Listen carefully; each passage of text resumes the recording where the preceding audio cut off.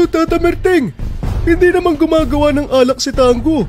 Umiinom lang yan ng alak para masubukan yung lakasamanan dito eh. Hindi mo ko malililang, Tango. Papayag ka ba?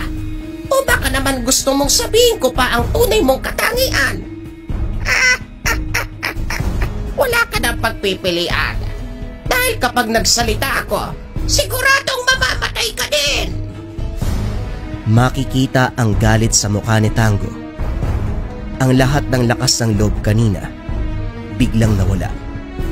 Napalitan ng takot, pagdududa, at pagdadalawang isip.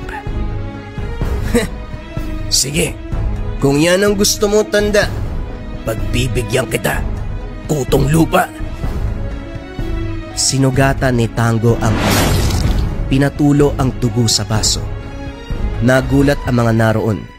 Iba't iba ang opinyon. Nababaliw na daw si Tango dahil wala namang taglay na lason ang dugo niya. Meron ding ibang nagsasabi na sa dami ng ininom na lason ni Tango, siguradong may kalalagyan si Tata Merting. Sinasabi ko na nga ba? Talagang hindi ka normal. Pwes, ito ang sa akin. Lalong hindi mapakali ang mga taong naroon dahil ang nilapag ni Tata